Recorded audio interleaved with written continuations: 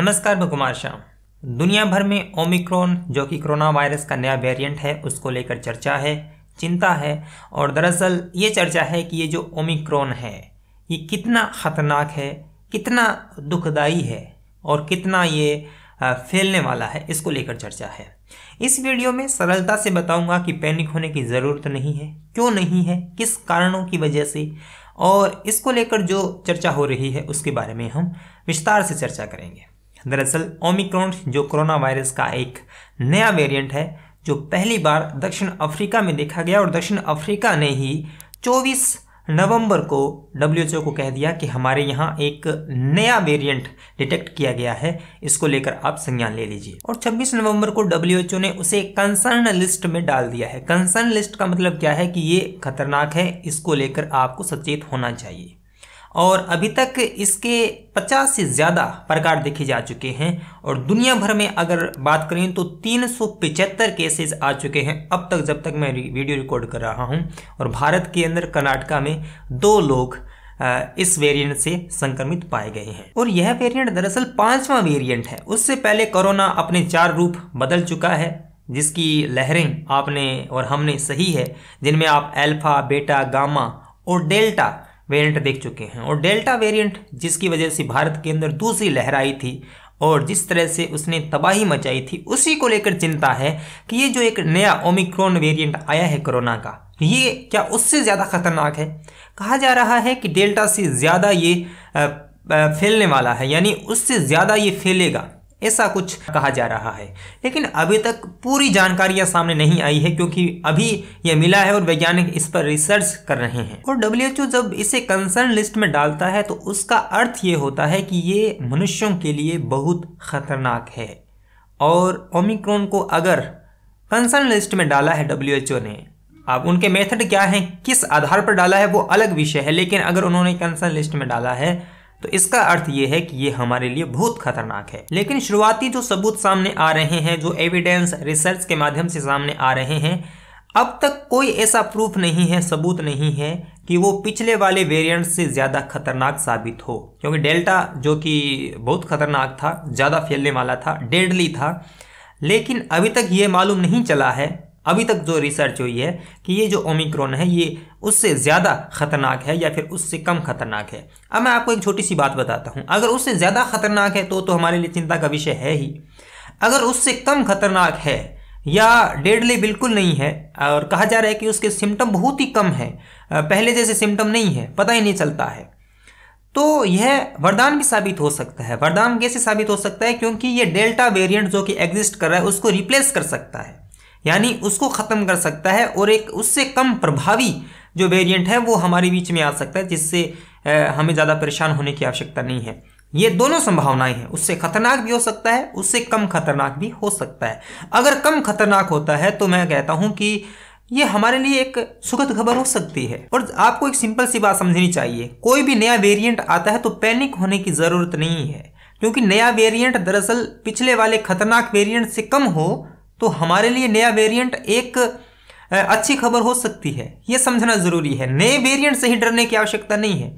और हालांकि डर वाजिब इसलिए है क्योंकि वो कहते हैं ना कि दूध से जला छाछ से भी डरता है, तो दूसरी लहर हम देख चुके हैं तो हमें डर लगता है। लेकिन हमें पैनी नज़र बनाए रखनी चाहिए कि दरअसल ये कितना खतरनाक है। अगर खतरनाक नहीं है तो डरने की आवश्यकता नहीं है। और जब इस बात का पता चला कि ओमिक्रॉन नया वेरिएंट आ चुका है तो भारत ने दरअसल और भारतीय सरकार ने कुछ मैच्योर कदम उठाए। उन्होंने जो अंतर्राष्ट्रीय फ्लाइट्स थी उनको 15 दिसंबर को शुरू करने वाले थे, लेकिन अब उसको 1 दिसंबर को ही सभी को एक बार प्रतिबंधित कर दिया है। एक बार उन्होंने कहा है कि अभी तक हम अगली तारीख जब तक नहीं बताएं तब तक इसको यथावत रखेंगे। और तमाम राज्य सरकारों को कह दिया है कि आप एहतियात बरतें, और जो इस तरह के मामले आ रहे हैं उनको क्वारंटाइन करें, उनका टेस्ट करें। और आपको मालूम ही है कि भारत सरकार जो विदेशी यात्री आ रहे हैं, अगर वो इफेक्टेड हैं तो उनको क्वारंटाइन रखने के लिए, उनको आइसोलेट करने के लिए अपने नियम कायदे हैं ही, और वो बहुत ही स्ट्रिक्ट तरीके से उन पर लागू होता है। और यहाँ पर एक दिलचस्प बात यह है कि जब दक्षिण अफ्रीका ने यह कहा कि हमारे यहाँ नया वेरिएंट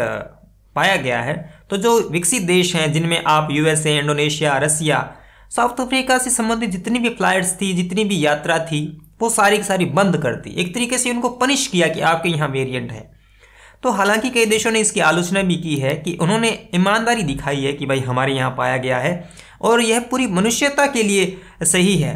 जैसे चाइना ने पहले उसको बताया नहीं था कि हमारे यहाँ है, जब वो पूरा वुहान में फैल गया था उसके बाद में बताया गया कि हमारे यहाँ एक नया वायरस है, तो उसने पूरी मनुष्यता के लिए एक खतरा साबित किया। और आपने पिछले 2 सालों में देखा है अफ्रीका ने अगर ये कहा कि हमारे यहाँ नया वेरिएंट है तो उसको लेकर जो विकसित देश हैं उनको अफ्रीका के साथ खड़ा होना चाहिए और उससे लड़ने के लिए सामूहिक तरीके से आना चाहिए। किसी देश को अलग थलग कर देना एक तरीके से पूरे उस देश पर आर्थिक कितना बड़ा संकट आता है वो आप देख सकते हैं। लेकिन भारत ने बैन नहीं लगाया है। भारत ने कहा है कि जो लोग वहां से आ रहे हैं उनको यहाँ पर क्वारंटाइन होना होगा, यहाँ पर आप खुद को आइसोलेट करना होगा, जो कि एक सावधानी है किसी भी बीमारी से लड़ने के लिए, वो तो करना ही होगा। लेकिन बैन वगैरह लगाने की आवश्यकता भारत ने नहीं समझी। और WHO ने भी कहा है कि ये जो बैन लगाया गया है दक्षिण अफ्रीका पर वो गलत है, ऐसा नहीं होना चाहिए, क्योंकि आर्थिक संकट से दुनिया पहले ही जूझ रही है और हम लड़ रहे हैं।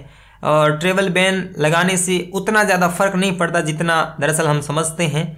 तो किसी भी देश को अगर उसकी ईमानदारी की यह सज़ा है तो ये नहीं दी जानी चाहिए। अगर ऐसा होता है तो भविष्य में कहीं भी कोई भी वेरिएंट डिटेक्ट किया जाएगा तो वह देश तो ये सोचेगा कि हम पर बैन लगेगा, इससे बेहतर है कि हम छुपाएं जब तक छुपाया जा सकता है। और अगर वो छुपाने की प्रक्रिया लागू रहती है, जारी रहती है, तो वह हम सब के लिए खतरनाक हो सकता है। तो चिंता करने की क्या बात है? अगर ये वेरिएंट पाया गया है तो हमारे लिए चिंता क्या होनी चाहिए? चिंता सिर्फ ये होनी चाहिए कि ये कहा जा रहा है कि डेल्टा से ज़्यादा फैल रहा है। अगर ये फैल रहा है तो फैलना अपने आप में कोई खतरनाक नहीं है, वह क्या कितना नुकसान पहुंचा रहा है वो खतरनाक है। तो शुरुआती अध्ययन से जो मालूम चला है उससे पता ये चला है कि ये ज़्यादा फैल रहा है।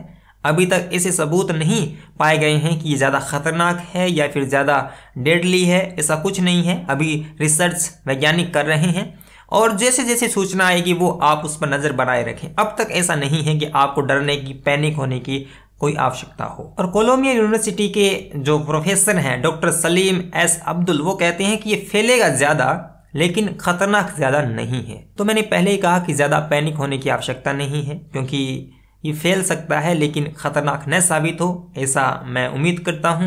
और आप समझते हैं कि नए वेरिएंट का मतलब ये नहीं है कि हमें पैनिक होना चाहिए। हो सकता है कि वो मनुष्यता के लिए वरदान लेके आया हो। अगर डेल्टा से कम अगर इफेक्टिव हो, कम अगर खतरनाक हो, तो वो जो पहले वाला जो वेरिएंट है उसको रिप्लेस कर देगा, उसको खत्म कर देगा। अगर वह खत्म हो जाता है जो कि एग्जिस्ट कर रहा है, डेल्टा जो डेडली है, बहुत से लोगों को उसने मारा है, तो वह मनुष्यता के लिए एक बेहतर विकल्प हो सकता है। लेकिन ये तो अध्ययन, रिसर्च और आने वाली सूचनाओं के आधार पर ही कह सकते हैं, पहले हम अनुमान नहीं लगा सकते हैं। तो पैनिक मत तो ये जो सरकार ने, जो हमने 2 सालों में जो सीखा है कि कोरोना को कैसे बीट किया जा सकता है, मास्क लगाएं, दूर रहें, भीड़ भाड़ इलाकों में मत जाएं और जितना संभव हो सके उतना खुद को बचाए रखें। यही दरअसल क्या है, प्रोटेक्शन है। और अगर आपने वैक्सीन नहीं ली है तो वैक्सीन ज़रूर ले लें। कहा जा रहा है कि जिसने वैक्सीन ली है उसको कम प्रभावित करे। और अभी तक अध्ययन नहीं आया, बल्कि हम ये एहतियात तो बरत सकते हैं, जो हमारे पास विकल्प पहले से मौजूद हैं उनका इस्तेमाल कर लें, वो भला हो सकता है। ये वीडियो कैसा लगा? अगर महत्वपूर्ण लगा हो तो आप इसको शेयर करें, चैनल को सब्सक्राइब करें। और मेरे काम को सपोर्ट करना चाहते हैं तो आप पेट्रियन, पेपाल, फ़ोनपे, जितने भी विकल्प हैं वो डिस्क्रिप्शन में दिए गए हैं, वहाँ से आप मुझे आर्थिक सहायता कर सकते हैं। मिलेंगे अगले वीडियो में, तब तक के लिए धन्यवाद। सब्सक्राइब कीजिए कुमार शाम यूट्यूब चैनल को और बेल आइकन भी दबाना न भूलें।